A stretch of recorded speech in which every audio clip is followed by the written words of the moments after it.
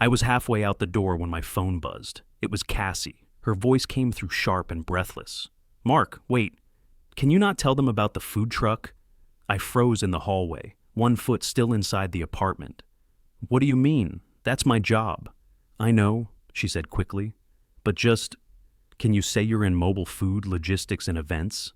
I laughed, thinking she was joking. "You want me to say what now?" "Please, Mark, I'm serious. My parents they're different. They look down on anything they think is cheap or low class, especially street food. They're expecting someone professional, sophisticated, not—" She trailed off, but I caught the drift. "Not a guy who spends 10 hours a day stinking like hickory smoke, serving pulled pork from a converted van." I let out a slow breath. "Cassie, I bust my ass every day. That truck is my business. It's clean, it's licensed, and it pays the bills. What am I supposed to be ashamed of?" "You're not," she said, softer now. "I love what you do, but they won't get it. Not yet. Just for me, okay? Can you just not mention it tonight? Please." I didn't say anything right away. My hands were still stained from prepping ribs that morning. The skin around my knuckles was raw from constant scrubbing. I looked at them and felt a weird mix of pride and shame. "For you," I said finally. "Fine. Thank you," she whispered. "I promise it's just for tonight." I hung up and headed straight for the sink, washed my hands again, hard. I'd already showered twice, but I still smelled like mesquite and pepper rub. I reached for the lemon dish soap and went at it like I was trying to strip my fingerprints off. Then I put on the only decent suit I owned. Navy, off the rack, sleeves a touch too long, tied a plain gray tie, looked in the mirror, still me, just polished, sort of. I grabbed the keys and walked down to the van. My food truck, Big Bark BBQ, gleamed in the December sunlight, all fresh from a power wash. I hated how good it looked without the decals. Felt like I had erased something, but I climbed in anyway and started the engine. I had 2 hours before dinner and a hell of a drive out to Monterey Bay. I told myself I could fake it for one night, just one. I pulled onto the freeway, rolled the windows down, and hit the gas. Smoke-stained or not, I was walking straight into the lion's den. The sun had just started to dip behind the hills when I took the exit off Highway 1, winding through the coastal backroads like Cassie had told me. I was maybe 30 minutes out, running on time, suit still holding up, windows cracked to keep the food truck smell from clinging. Then I saw her. Parked halfway off the shoulder was this gorgeous old silver Airstream, polished to a mirror shine. It was hitched to a boxy, forest green Land Cruiser, late 70s model, maybe earlier. Hood popped, hazard lights blinking. A woman stood beside it, arms crossed, tapping one heel against the dirt. I slowed down out of instinct, then remembered what I was heading into. Nope, not today. I kept going. 10 seconds later, I was still driving, but gripping the wheel like I was choking it. Something felt wrong. My gut didn't sit right. I sighed, muttered a curse, and hit the brakes hard. I backed up until I was behind her rig. She turned as I stepped out. Early 60s, maybe. Sharp cheekbones, silver-streaked hair tied in a low knot. White button-down, black slacks, leather boots that looked custom. Not panicked, just quietly pissed. "You need help?" I asked, pulling off my jacket. She eyed me like she was sizing me up, then nodded once. "It just died on me. No sputter, no warning. I'm supposed to be in Carmel already." I popped the hood and leaned in. The engine was spotless, but old school. "Looks like your ignition coil's toast. Could be loose wiring, though. Mind if I poke around?" "Be my guest," she said. "I don't suppose you carry tools in that thing." I grinned. "It's my whole business. I've got a wrench older than that truck." I climbed into the back of the van, yanked open a side cabinet, and grabbed my standard kit. Crawled under the hood, got to work. 10 minutes in, my white dress shirt was sticking to my back, and grease had found every exposed inch of skin I hadn't washed 3 times this morning. She watched me silently, arms folded, head tilted like she was studying a painting. "You run a repair service?" she asked. "Barbecue," I muttered, adjusting a wire. "But the truck's basically a kitchen on wheels, so I know my way around equipment." She didn't say anything for a beat. Then, "Interesting mix." I shrugged. "Fire's fire, whether it's under a brisket or under a hood." That made her chuckle. Not a polite laugh, real, from the gut. Took about 30 minutes total. I swapped a line, bypassed the coil temporarily, and got the engine to turn over with a little coaxing. When it finally roared back to life, she raised both brows, impressed. "Well, I'll be damned," she said. I stepped back, wiped my hands on the inside of my suit jacket.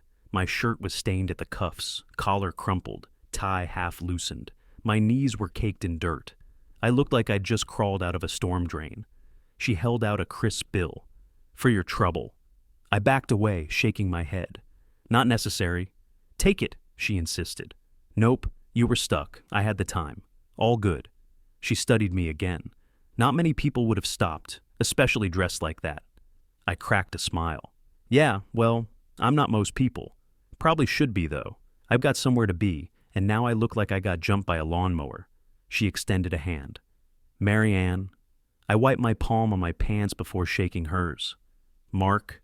She held my gaze a second longer than most people do. Then she gave a small, satisfied nod. "Well, Mark, thank you. You didn't just fix my car. You saved my night." With that, she climbed in, shifted into gear, and rolled away with the airstream behind her, taillights glowing red in the dusky light. I stood there a second, hands on my hips, trying to catch my breath. Looked down at myself. I looked like I'd worked a double shift in a ditch. And I was late. Really late. I sprinted back to the van, cranked the engine, and pulled onto the road like a man driving toward his own funeral. The road curved hard left, then opened up like a punch to the chest. The Devereaux estate sat right on the cliff, all glass and stone, hanging over the ocean like it owned the view. Waves crashed far below, white foam flashing in the dark. The driveway was long and wide, lined with low lights and parked sports cars, sleek, low, expensive. Nothing with dents, nothing with grease under the hood. Then there was me. I rolled in with my food truck van rattling softly, brakes squealing just a little. The engine ticked as I shut it off. I sat there for a second, hands on the wheel, staring straight ahead. My suit was done. Grease on the sleeves, dirt on the knees. The faint smell of smoke clung to me, no matter how hard I'd tried to air out. I looked like a mistake that took a wrong turn. I got out anyway. Every step up to the front door felt loud. Too loud. My shoes scuffed against the stone. I rang the bell. Cassie opened the door. Her eyes went wide. Not angry, not embarrassed. Just shocked. "Oh my God," she said, dropping her voice. "Mark, what happened to you?" "I can explain," I said fast. "I stopped to help someone on the road and—" She reached out, brushing my sleeve, and her face fell when she felt the fabric. "You smell like a campfire." "I know," I said. "I tried—" "Cassie!" A woman's voice called from inside, sharp, controlled, used to being obeyed. Cassie stiffened. "They're coming." Footsteps approached, calm, measured. Evelyn Devereaux appeared first, tall, thin, dressed in black like it was a uniform, pearls at her neck, eyes that scanned me from head to toe and stopped at the stains. Her mouth tightened. Behind her was Clive Devereaux, broader, gray hair cut perfectly, jacket tailored within an inch of its life. He didn't bother hiding his irritation. Evelyn inhaled slightly, then waved a hand in front of her nose. "Is that smoke?" I swallowed. "Ma'am, Clive cut in. "Cassie, why is he late?" I opened my mouth again. "Sir, there was a breakdown on the highway. I saw a woman stranded and—" "We don't reward tardiness," Clive said flatly, "especially from hired help." That hit hard, like a slap I wasn't allowed to react to. "I'm not hired help," I said, keeping my voice steady. "I'm Cassie's boyfriend." Evelyn raised an eyebrow and glanced at Cassie. "This is him?" Cassie nodded, eyes glossy. "Yes, this is Mark." Evelyn looked back at me. "I see." Silence stretched. The ocean crashed below us, loud enough to hear through the open door. Clive straightened his jacket. "You said he was in logistics." "I am," I said, before Cassie could jump in. "Mobile food logistics, events, catering." Evelyn let out a short, humorless laugh. "Food trucks," she said. "Of course." Cassie's jaw tightened. "Mom?" "I had hoped," Evelyn continued, cutting her off, "that you'd grown past this phase, the rebellion, the need to impress us with something gritty." My hands clenched at my sides. I didn't say a word. I could feel the heat in my chest, but I kept it locked down. Saying anything would only make it worse. Clive looked at my van, then back at me. That vehicle shouldn't be parked here. I'll move it, I said immediately. Cassie stepped closer to me. Dad, please, he was helping someone. That's why he's late. Clive didn't even look at her. That's unfortunate. But punctuality matters. Presentation matters. Evelyn nodded. And hygiene, she added. Cassie's shoulders slumped. She looked at me, eyes full, like she was apologizing without words. I took it, all of it, the looks, the comments, the quiet judgment that said I didn't belong here and never would. Clive gestured toward the driveway. We were just about to sit down. Perhaps this dinner should be reconsidered. I didn't argue. I turned slightly, ready to go back down the steps, my face hot, my chest tight. And that was when headlights swept across the driveway behind me. Clive turned toward Cassie, voice clipped. I think we should reschedule this dinner for a more suitable... A set of headlights cut across the driveway, interrupting him mid-sentence. A deep engine growled up behind my van, tires crunching slow over gravel. We all turned. It was the same forest green Land Cruiser I'd just gotten running. Behind it, the Airstream. The whole rig shimmered under the estate lights like it had no business being here, and didn't care. The vehicle stopped, door opened. Out stepped Marianne. This time, she wasn't just elegant, she was commanding. Hair pinned up tighter, a dark wool coat over her white blouse, gloves in one hand. She walked forward with steady steps, not a glance toward the view or the house. Her eyes locked on me. Clive stiffened. Evelyn inhaled sharply and stepped forward. Aunt Marianne? That was the first time I saw Evelyn rattled. Marianne didn't stop, didn't answer. She moved right past her like she didn't exist and came to stand directly in front of me. Well, she said, lips curling into a smile, you really are as late as you said you'd be. I blinked. You followed me. She gave a shrug. I had a hunch you were headed somewhere worth the drive. Then she turned to Clive and Evelyn, voice crisp and clear. This man, she said, pointing at me, stopped on the side of the road to help a stranger. No introductions, no hesitation, no looking for credit. 30 minutes, busted his hands and ruined his clothes. And when I offered to pay him, he refused. He had somewhere to be, here, I assume, and still took the time. Evelyn looked like she wanted to disappear into the stone wall. Marianne took a step closer to her. You two spend your lives chasing chefs with resumes and Michelin stars. You worship Polish. You forgot how to recognize worth. Clive tried to jump in. Marianne, this is exactly what it is, she snapped.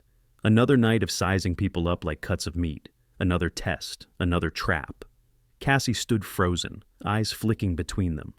Marianne glanced back at me. You didn't even know who I was, did you? No clue, I said honestly. Good. She faced the Devereaux again. This man is worth 10 of the over-polished idiots you usually entertain. Evelyn's voice came out strained. You could have called ahead. I didn't want an invitation. I wanted to see it for myself, and I'm glad I did. Clive crossed his arms. This dinner was meant for... I know what this dinner was meant for, she said, cutting him off clean. You wanted to humiliate him. Make your daughter feel small for loving someone who works with his hands. Same way you pushed me out years ago. Cassie blinked hard, still not saying a word. Marianne turned toward her, gaze softening. He's got grit. That's rare. And if you're smart, you'll stand beside him, not behind your parents. Cassie nodded, her voice barely above a whisper. I'm trying. Marianne looked back at Evelyn, eyes sharp again. Maybe don't schedule dinners around testing people. You might get an answer you don't like. She walked past them without waiting for permission and headed inside like she owned the place. Cassie stared at me, stunned. I looked at her, then at the Devereaux, and followed Marianne through the door. The dining room looked like a magazine spread. Long oak table, silver chargers, crystal glasses that probably cost more than my smoker. Staff hovered at the edges like shadows. You could smell the tension more than the food. Marianne pulled out the chair at the head of the table and nodded toward the seat beside it. Here, she said, next to me. That seat was already set. Name card printed in elegant script, Clive. A server hesitated, eyeing Clive like he was waiting for a green light. Marianne didn't wait. She slid Clive's place card aside with one smooth motion and looked right at me. I sat down. The server blinked, then adjusted the napkin, set a fresh glass in front of me, and moved on like nothing happened. Cassie sat 2 seats down, across from Evelyn. No one said anything as the first course was set. Some kind of chilled crab salad with paper-thin radish slices fanned out like a flower. I didn't touch it right away. Mary Ann leaned toward me. "So, what wood do you use for brisket?" I blinked. "You serious?" She smirked. "Dead serious. Let me guess. Hickory?" "Used to," I said. "Switched to post oak last year. Milder smoke, better balance for longer cooks. Hickory's good, but it can overpower." She nodded. "And ribs?" "Depends. Baby backs, I go cherry wood. Spare ribs, pecan if I can get it." "You cure your rubs or use them fresh?" That caught me off guard. Most people barely knew what a rub was. "Cure 'em," I said. "At least 3 days. Helps the flavors mellow. Brown sugar gets sticky. Pepper cuts through." She smiled, leaned back like she'd just scored a point in some invisible game. I loosened my tie a little. The staff moved in and out, replacing plates like clockwork, but nobody else at the table said a damn word. Not until Clive finally spoke. "And how do you measure success, Mark?" he asked, swirling wine in his glass like a Bond villain. "Stars? Reviews? Guest lists?" I shrugged. "People line up before I open. Most days we sell out by 2. I don't have stars, but I've got regulars who drive 2 hours just to eat my ribs. That counts for something." Mary Ann nodded. "That counts for everything." Clive tried again. "We built a reputation on consistency, standards, critics." "And trends," Mary Ann snapped. "Foams, dusts, emulsions. Plates so sterile they look like art exhibits. That's not food, that's theater." Evelyn cut in, voice clipped. "We pair our dishes with imported wines chosen for their profile. It's not about showmanship. It's about refinement." Mary Ann didn't even look at her. "No, it's about ego." I looked down, unsure if I should even be in this conversation. But Mary Ann wasn't done. "This one," she said, pointing at me, "is doing honest flavor work. Fire, smoke, time. That's real cooking, not some dehydrated squid foam on a quartz rock." Cassie let out the smallest laugh. Evelyn glared at her. Clive turned to me again, tone flat. "Do you even ferment anything?" I nodded. "Hot sauce, pickles, mustard slaw. I run 3 crocks in the back of the van, seasonal batches. Right now I've got apple jalapeno fermenting with honey vinegar and coriander seed." Evelyn blinked. That one hit her. Mary Ann turned to the server. "Tell the kitchen to hold dessert until we're ready." "Yes, ma'am," the server said, and disappeared. Cassie reached for her glass, her hands shaking just slightly. I caught it. So did Mary Ann. "You okay?" I asked her. She nodded, looking at me like she didn't know whether to cry or laugh. "I just didn't expect this." Mary Ann smiled. "You picked a good one, kid." The next course arrived. Something plated like a sculpture. I poked at it. Didn't matter. I wasn't hungry. My stomach was too busy catching up to my heart. Clive and Evelyn sat frozen, like someone had unplugged them. Mary Ann lifted her glass. "To real food," she said. I raised mine without hesitation. Cassie clinked hers with mine gently. Her eyes never left me. The dessert plates hit the table with that soft ceramic thud, and everyone shifted in their seats. Some fancy lemon tart, piped to death with micro herbs and edible dust. I barely looked at it. Mary Ann set her fork down without taking a bite. Then she reached into her coat pocket and placed a folded envelope in the middle of the table. Just dropped it there like it was a napkin. Clive's eyes narrowed. Evelyn stared like it might explode. "I wasn't going to do this tonight," Mary Ann said, calm but deadly. "But you left me no choice." Cassie straightened in her seat. "What is that?" Mary Ann looked at me. "It's the deed to the original Devereaux location. The one in San Francisco." Clive leaned forward. "That restaurant's been closed for years." "It's also still mine," she said, not looking at him. "And I'm giving it to Mark." I sat back in my chair. "What?" "You heard me," she said. "Full creative control, new concept. New name, your menu, your fire." The room went dead silent. Clive's voice dropped to a growl. "That restaurant is sacred." Evelyn hissed. "Not to be turned into some smokehouse?" Mary Ann turned on her like a knife. "It's been gathering dust under your pride. I built that kitchen. I chose every tile, every blade, every burner. It was sacred to me long before either of you turned it into a showroom." I held up my hands. Marianne, I appreciate it, but this is too much. No, she snapped. You saved my evening. I'd like you to save our family's soul. Cassie stared at her aunt, eyes wide. Are you serious? As a heart attack. Clive stood up slowly. You don't know what you're doing. Oh, I do, Marianne said. I'm finally undoing your damage. Evelyn folded her arms. You'd throw away our legacy like this? For a man you met on the side of the road? I'd bet everything on this man, she said. He's got more honesty in one calloused hand than most chefs have in their entire resume. I looked at Cassie. She was frozen, still processing. I don't even know where to start, I said. You'll figure it out, Marianne said. You've already got the spark. All I'm doing is handing you the torch. Clive looked at me like I'd just punched him. You think running a fine dining establishment is just smoke and sentiment? You think you can just toss meat on a fire and call it cuisine? No, I said, voice low. I think flavor matters more than polish, and I think real food tells the truth. Marianne smirked. Exactly. Cassie finally spoke. When would he start? Tomorrow if he wants. Evelyn looked like she might pass out. You're not serious. This is madness. No, Marianne said, standing now. This is justice. She turned to me. The place needs work. It's not ready yet, but it's got bones. Strong ones. You'll know what to do. I stared at the envelope. I could already feel the weight of it in my chest. Marianne tapped the table once with her fingertips. This family has buried its soul under tablecloths and tasting menus. I'm done watching it rot. Then she walked out of the dining room like she hadn't just dropped a live grenade in the middle of it. Cassie looked at me, speechless. Clive sat back down slowly, glaring into the distance. And I just stared at the envelope, heart pounding, wondering what the hell I'd just stepped into. I was still sitting there, staring at that damn envelope like it might catch fire, when I saw Cassie slip out of the room. A minute later, voices rose from down the hall. I followed quiet, stuck to the shadows just beyond the kitchen. They didn't know I was there. They didn't even know Cassie was listening. I'm begging you, Evelyn hissed. Don't do this. Don't throw our family's legacy away on some nobody. Marianne didn't raise her voice. She didn't have to. You threw it away years ago. I'm just digging it back up. Clive stepped in. You're acting out of spite. No, Marianne said. I'm acting out of memory, of what this family used to stand for, before you turned it into a brand. You can't just hand over the restaurant to him, Evelyn snapped. He's not trained. He's not one of us.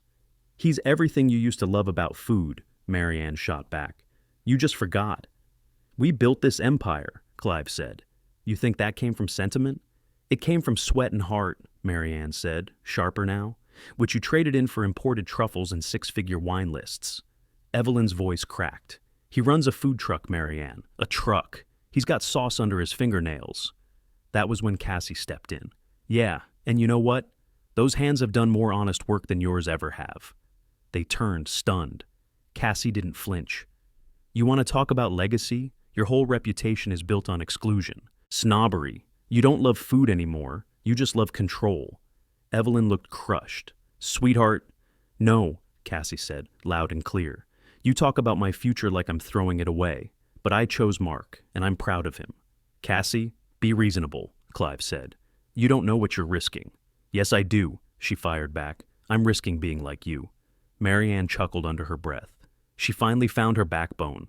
Evelyn turned to her. This is your fault. No, Marianne said. This is what happens when the truth finally walks into your dining room and sits at your table. I stepped around the corner. They all saw me now. Cassie walked over and took my hand without hesitation. Say whatever you want, she told her parents.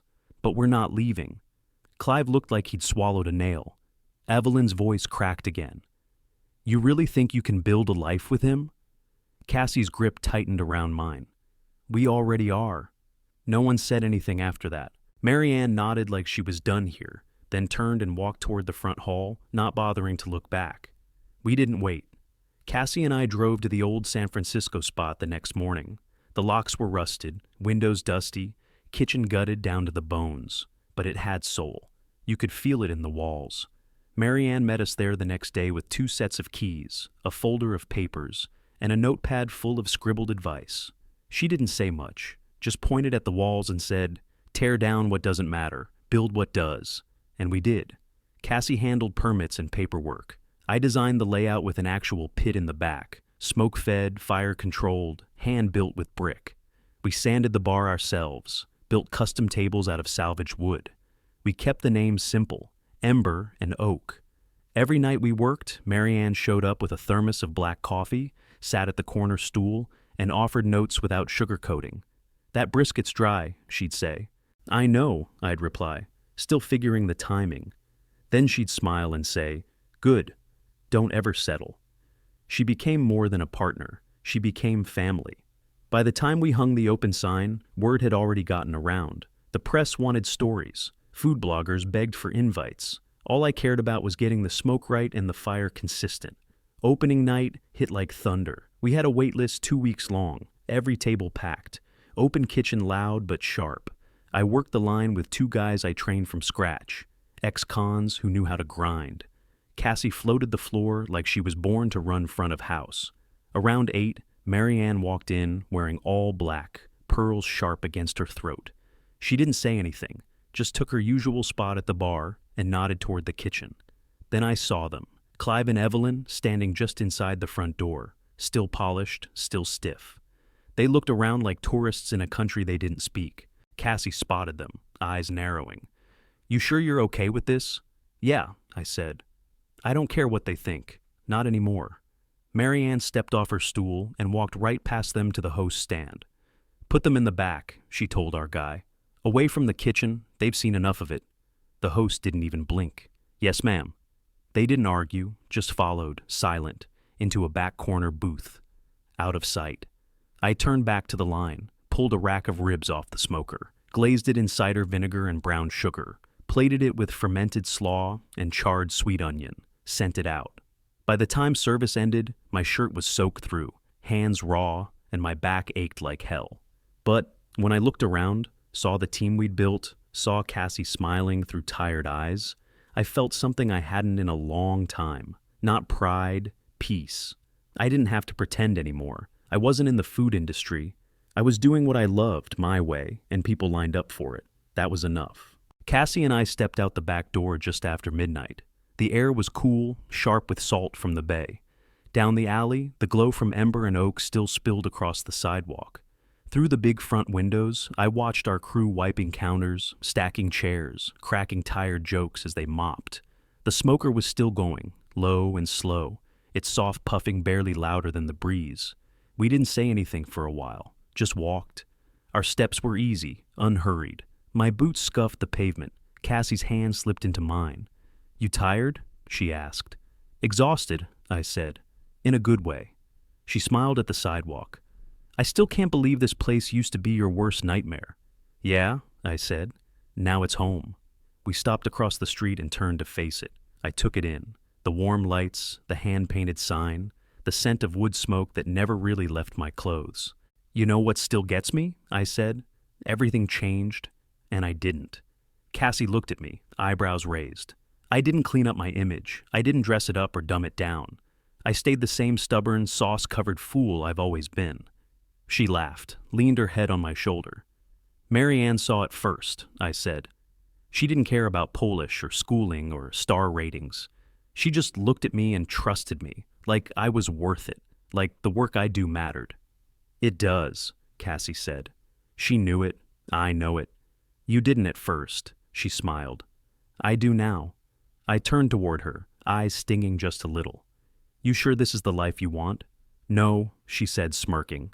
"I want this life, with you. Grease, smoke, all of it. I wouldn't have it any other way." She kissed me, slow and certain, like it wasn't even a question anymore. Behind us, the smoker gave a quiet hiss through the open vent. The fire inside crackled low, steady, alive. I looked at our restaurant, our crew, the little glow of firelight in the back kitchen, and I smiled. "Turns out," I said, "being the barbecue guy was enough."